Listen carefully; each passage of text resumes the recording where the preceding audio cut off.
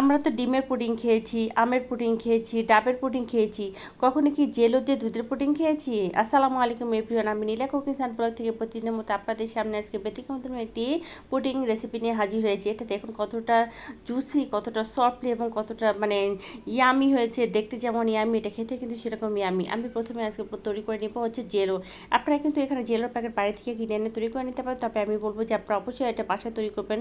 এটা স্বাস্থ্যসম্মতভাবে তৈরি করা যায়। এখানে আমি 2 কাপ পানি নিয়েছি, 2 কাপ পানির সাথে আমি 2 চা চামচ আগার আগার পাউডার নিয়েছি, চিনি নিয়েছি 1 কাপ, আর এখানে দেখেন লেবুর রস নিয়েছি। আর ফ্লেভারের জন্য আমি দেবো ভ্যানিলা এসেন্স। আপনারা যে কোনো ধরনের এসেন্স ব্যবহার করতে পারেন, এতে করে সুন্দর একটা পারফেক্ট একটা ফ্লেভার তৈরি হয় এবং খুবই টেস্ট হয় এই জেলোটা খেতে। এটা কিন্তু শুধুই বাচ্চাদের যদি আপনারা তৈরি করে দেন, এটা খুবই মজা লাগে খেতে। আমি এটা হচ্ছে প্রথমে ঠান্ডা পানিতে ভালো করে মিক্স করে নিয়েছি যাতে লামস বেঁধে না থাকে। তারপরে জাল ধরে দিয়েছি, যখন একটা বলক উঠলে আমি নামিয়ে রেখেছি। আমি এটা 2টা কালার করবো, সাদা কালার করবো, একটা গ্রিন কালার করবো। আপনারা যে কোনো ধরনের কালার করতে পারেন, ফুড কালার দিয়ে 1-2 ফোঁটা দিলে কিন্তু কালারিং লাল হয়, গোলাপি, কমলা, যে কালার আপনি দেন সে কালার তৈরি হয়ে যাবে। এটা হচ্ছে দেখেন, এখন আমি হচ্ছে এটা 2 থেকে 3 ঘন্টার জন্য নর্মাল ফ্রিজে রেখে দেবো সেট হয়ে যাওয়ার জন্য, অথবা আপনার বাইরে রেখে দিতে পারেন, কিন্তু ফ্রিজে রাখলে এটা খুব দ্রুত সেট হয়ে যায়। আমি একটু নাড়া দিয়ে এখন হচ্ছে নর্মাল ফ্রিজে ঢুকিয়ে দেবো। এখন হচ্ছে আমি যখন 2 ঘন্টা পর দেখুন আমার পুডিংটা খুব সুন্দরভাবে সেট হয়ে গেছে। এটা না বেশি হার্ড হয়েছে, না বেশি হচ্ছে নরম হয়েছে, একদম পারফেক্টলিভাবে আমার পুডিংটা তৈরি হয়ে গেছে, জেলো পুডিংটা। এখন এটা দেখুন আমি হচ্ছে পিস পিস করে কেটে নিব। আপনারা যে কোনো ধরনের সাইজে কেটে নিতে পারেন। আর এই জেলো পুডিংটা কিন্তু আপনারা তৈরি করে ডিপ ফ্রিজে বেশ কিছুদিন ডিপ ফ্রিজে নর্মাল ফ্রিজে বেশ কিছুদিন সংরক্ষণ করে রাখতে পারেন।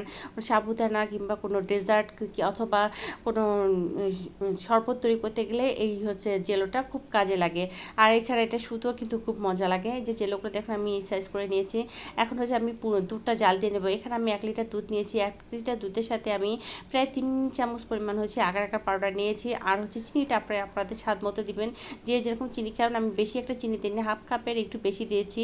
আপনারা আসলে এটা টেস্ট করে দেখবেন চিনি কতটা লাগবে। এখন আমি এটা জাল বসিয়ে দেবো। এটা খুব বেশি ঘন করতে হবে না।